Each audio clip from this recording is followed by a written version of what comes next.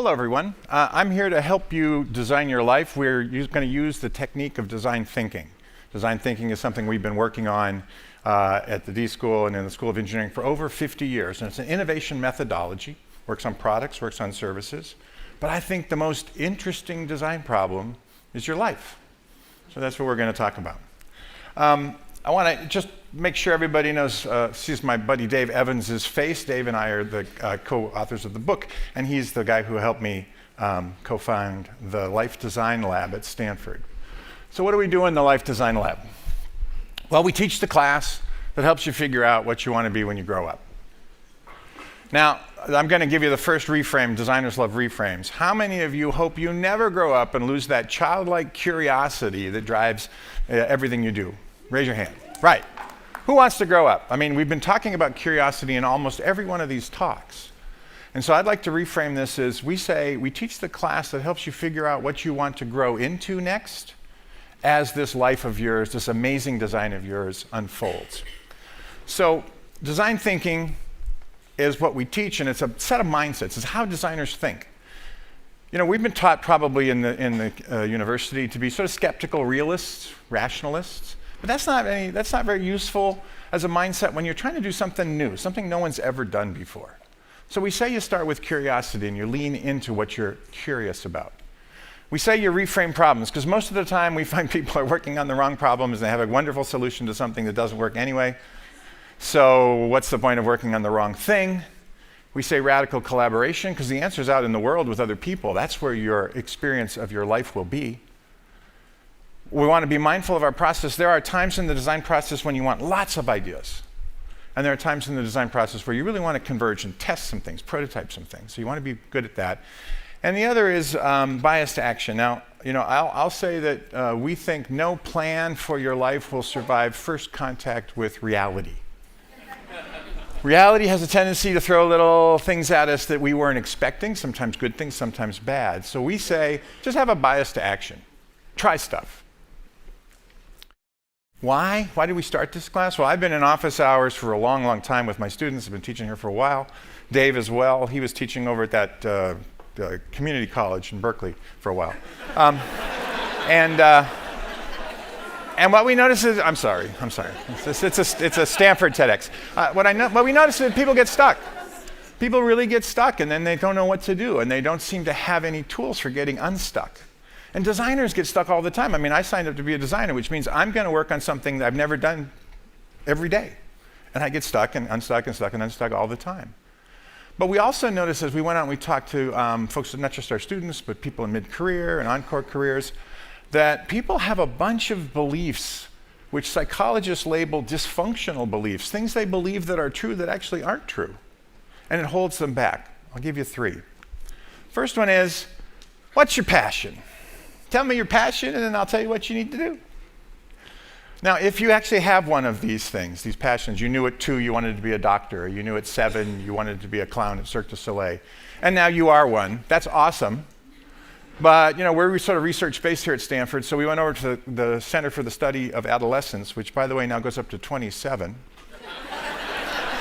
And met with Bill Damon, who's one of our colleagues. He's a fantastic guy. He studied this question, and it turns out less than 20% of the people have any one singular identifiable passion in their lives. So we hate a methodology which says, okay, come to the front of the line. You have a passion? Oh, you don't? Oh, I'm sorry. Go to the back when you have one. Come on back and we'll help you with that. It's terrible. 8 out of 10 people say, I have lots of things I'm interested in. So this is not an organizing principle for your search or your design. The second one is, well, you should know by now, right? Don't you know where you're going? If you don't know, you're late.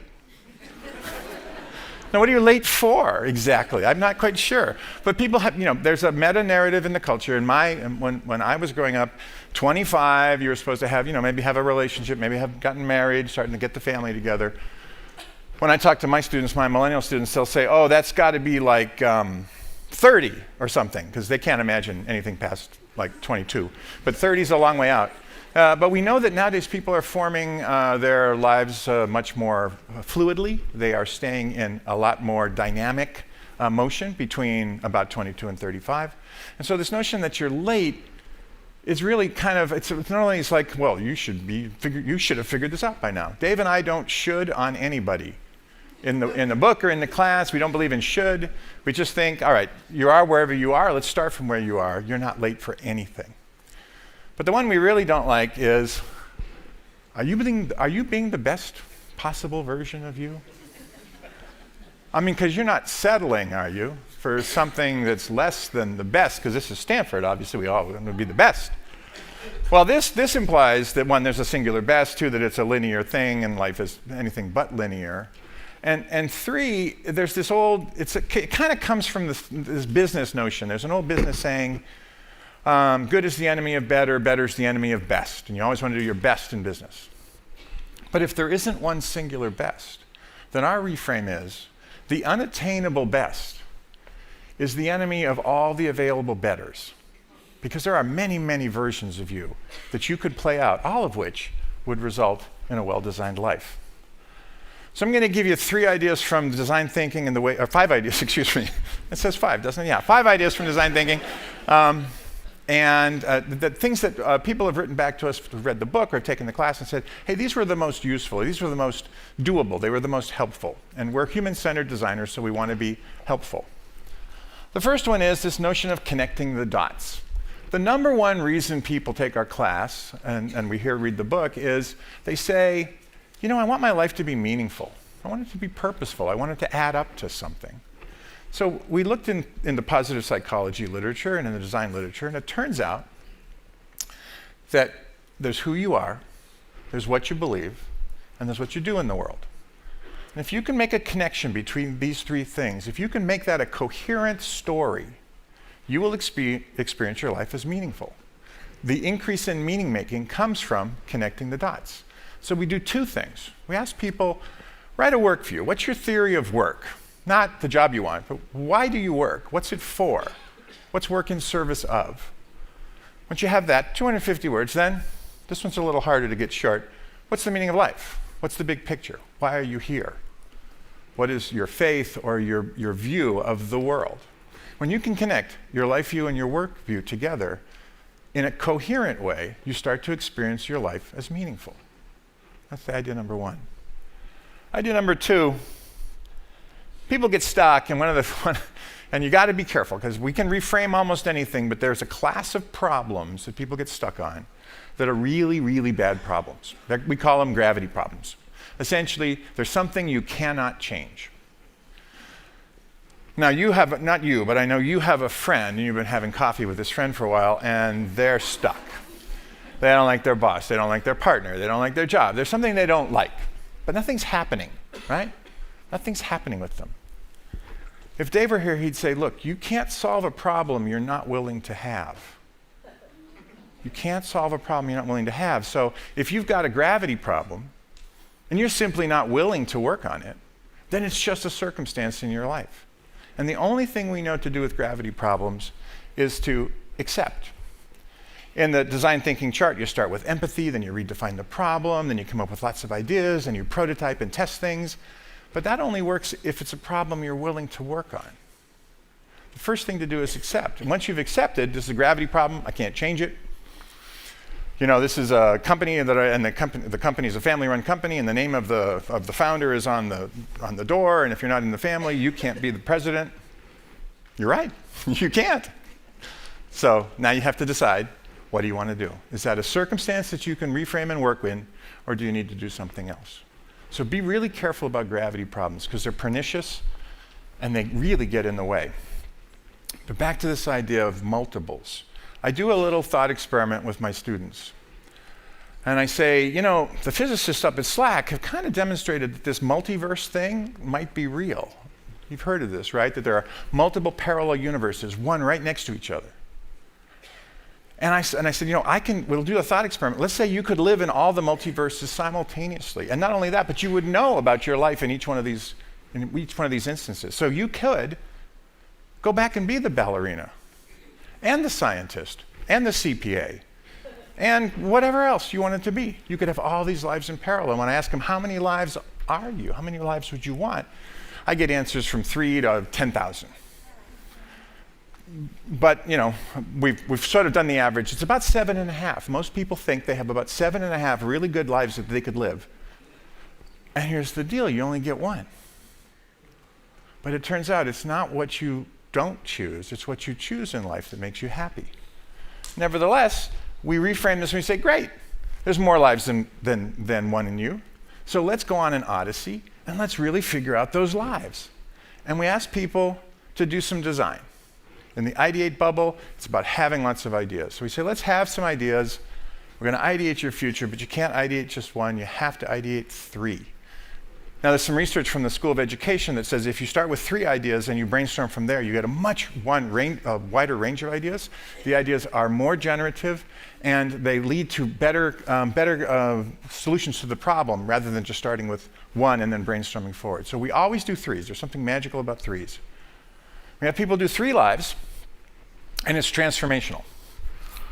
We give them this little rubric.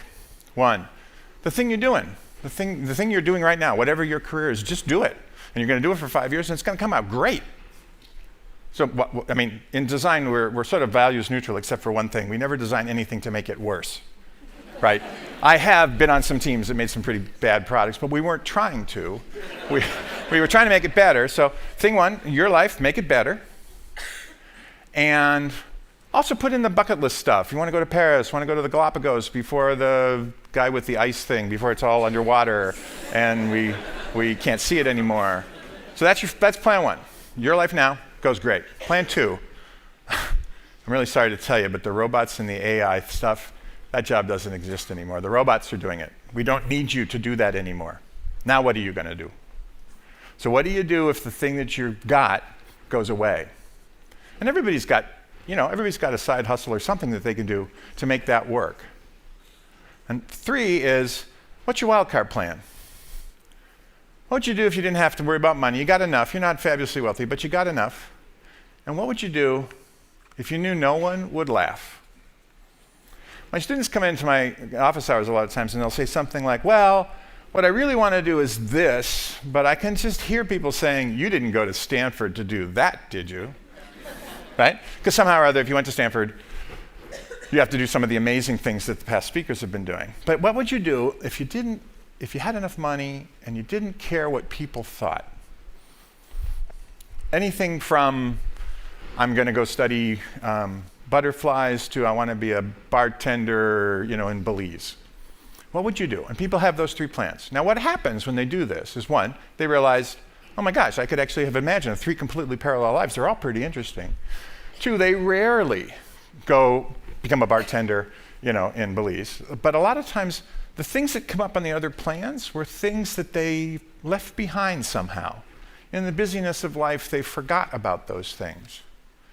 And so they bring them back and they put them in plan 1. They make their lives even better. Sometimes they do pivot. But mostly they just use this as a method of ideating all the possible wonderful ways they could have a life. Now, you could start executing that, but in our model, the thing you do after you have ideas is you build a prototype. We have met people who've quit their job and suddenly done something else. It hardly ever works. You kind of have to sneak up on it because in our model, we want to set the bar really low, try stuff, have some success, do it again. So when we say prototype in our language, what we mean is a way to ask an interesting question. What would it be like if I tried this? A way to expose the assumptions. Is this even the thing I want? Or is that just something I remember I wanted when I was 20? I got to go out in the world and do this, so I'm going to get others involved in prototyping my life. And I'm going to sneak up on the future because I don't know if this is exactly what I want. The 2 kinds of life design prototypes, one we call a prototype conversation. William Gibson, the science fiction writer, has a famous quote, "The future is already here, it's just unevenly distributed." So there is someone who's a bartender in Ibiza. He has been doing it for years. I could go meet him and have a conversation, he or she. Somebody else is doing something else I'm interested in. All these people are out there. They're living in my future today. They're doing what I want to do today. And if I have a conversation with them, I just ask for their story, and everybody will tell you their story. If you buy them a cup of coffee, They'll tell you the story, and if I hear something in the story that rings in me, we have this thing we call narrative resonance. When I hear a story that's kind of like my story, something happens. And I can identify that as a potential way of moving forward. The other one is a prototype experience. I was working with, Dave and I were working with a woman, sort of mid-career in her 40s, and very successful tech executive, but wanted to move from money making to meaning making, wanted to do something more meaningful. Thinking of going back to school, getting an MA in education, working with kids. But she's like, I don't know, I'm 45, going back to school, is that gonna work? And then I heard about these millennials, they're kind of mean, and they don't like old people. What am I gonna do, Bill? I said, well, you just have to go try this, Turns out, so we sent her to a seminar class, into a large lecture hall class. By the way, you just put on a t-shirt that says Stanford, you walk into a class, nobody knows. She wasn't registered, but everybody, she went to the classes, and she came back and she said, you know what, it was fantastic. I walked into the lecture hall, I sat down, my body was on fire. It was interesting. I'm so interested in the way the lecture was going. And then I met these millennials that turn out they're pretty interesting people. I've set up 3 prototype conversations, and they think I'm interesting because I'm coming back to school and I'm 45. So she had a felt experience, because we are more than just our brains. She had a felt experience that this might work for her. So those are 2 ways you could prototype your way forward. The last idea. You want to make a good decision well. So many people make choices and they're not happy with their choices because they don't really know, how do they know what they know, right? It's a hard thing, particularly nowadays when we have so many choices. So we have a process. Again, it comes from the positive psychology guys. Gather and create options. Once you get good at design, you're really good at coming up with lots of options. You got to narrow those down to the working list that you can work with. Then you make the choice, you make a good choice, and then of course you agonize that you did the wrong thing. All my students have what is called FOMO, fear of missing out. What if I didn't pick the right thing? I had someone came into my office and said, I'm going to declare 3 majors and 2 minors. And I said, do you plan on being here for a few years? It's not going to happen, right? So we don't say that. We say, you want to let go and move on. And all these have some psychological basis in them. Let me tell you about it. So once you get good at gathering and creating ideas, you also want to make sure you leave room for the lucky ideas, the serendipitous ideas. And this is a guy named Tony Hsieh. He was the CEO at Zappos. He sold it to Amazon. But he had before you became an employee at Zappos, you had to take a test, and the test was, are you lucky? 1, 2, or 3, I'm not very lucky, I'm not sure why. 7, 8, 9, 10, I'm very lucky, great things happen to me all the time, I'm not sure why. He wouldn't hire anybody that was not lucky. I think is probably illegal, but it was based on a piece of research where psychologists did the same thing, rate yourself from lucky to unlucky, and then they had people read New York Times, the front section of New York Times, 30 pages, lots of articles. And the graduate student said, please count the number of either headlines or photographs, depending on the test. And if you get the right, when you get the whole thing read and you count the number of photographs, just tell the person at the end, and if you got the right number, you get $100. Of course, you all know that when a graduate student tells you what the experiment is, that's not the experiment. So inside this thing that looked like a New York Times, 30 pages, front page, inside all the stories were little pieces of text that said, if you read this, the experiment's over, collect an extra $150. People who rated themselves as unlucky, by and large, got the right answer, 36 headlines, whatever it was, got the $100. People who rated themselves as lucky, 7, 8, 9, or 10, 80% of the time noticed the text and got the extra $150. It's not about being lucky. It's about paying attention to what you're doing and keeping your peripheral vision open. Because it's in your peripheral vision that those interesting opportunities show up, right? That you were not expecting. So you want to get good at being lucky. Narrowing down, this is quite simple. If you have too many choices, you go into what psychologists call choice overload, and then you have essentially no choices. Here's the experiment. This was done at Stanford. You walk into a grocery store and there's a nice lady with she's got a table, and on the table she has 6 jams, and you come over, try the jams, have a sample, buy some jam. 6 jams, about 30 people who will go by, pick a jam, or stop and test something, and about a third of those actually buy a jam. Okay, that's the baseline. Next week you walk in, 24 jams. Jalapeno, strawberry, banana, whatever, all sorts of jams. Well, guess what happens? Twice as many people stop. Look at all these jams. It's so interesting. 3% of the people buy. When you have too many choices, you have no choice. What do you do when you have too many choices? Just cross off a bunch of choices. The psychologists tell us we can't handle more than 5 to 7. I'd say 5. If you've got a bunch of choices, cross them all off. Just pick the 5 and then make your decision there. Oh my God, what if I pick the wrong ones? What if I cross off the wrong ones? Right? Well, you won't, because it's the pizza or Chinese food thing. You're at the office and everybody says, hey, let's go out to lunch today. That sounds great. What do you want to do? Pizza or Chinese food? I don't care.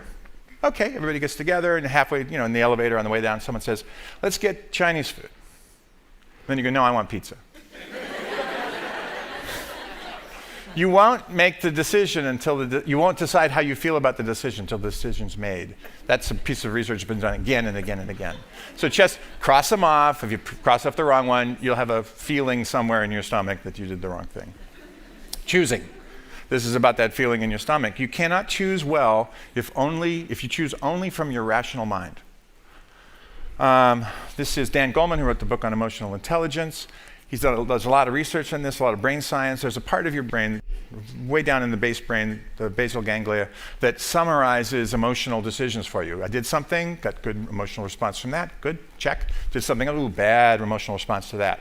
It summarizes all of the emotions that you have felt and how your decisions were valenced, positive or negative in emotion. The problem with that part of your brain is it's so early in the brain, it doesn't talk to the part of your brain that talks. It has no connection to the prefrontal cortex or anything else. It's only connected to your GI tract and your limbic system. So it gives you information through felt sensations, a gut feeling. Without that, you can't make good decisions. And then the letting go and moving on. This was the hardest part for me, but this is also the work of Dan Gilbert, who is a distinguished scientist at Harvard, despite the fact that he's doing insurance commercials now. And he's been studying decision making and how do you make yourself happy. So you walk in, another psychology experiment. The postdoc has got 5 Monet prints, 5 pictures from Monet, and you rank them from best to least. I like this one the most. I like this one the least. Number 1 and number 5. Thank you very much. The experiment's over. Oh, by the way, as you're walking out, the grad student says, I kind of screwed up and I bought too many of number 2 and 3.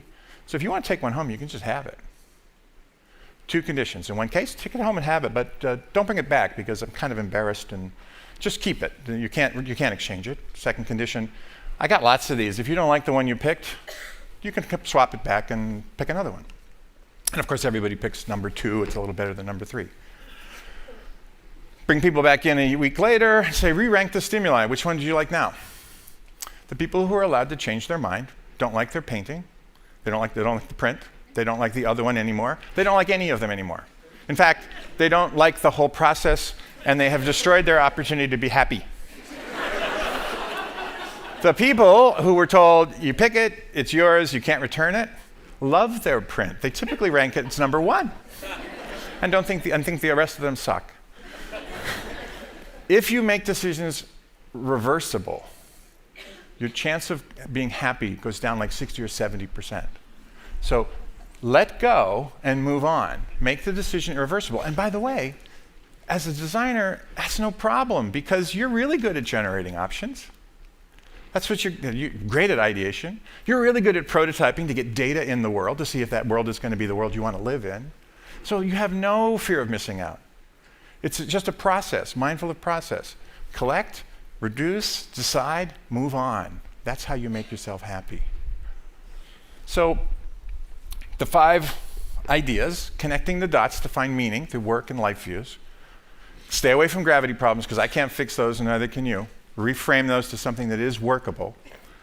Do 3 plans, never 1. Always do 3 of everything. 3 ideations for any of the problems you're working on to make sure that you've covered not just the ideas that you had when you started, but all the other ideas that are possible.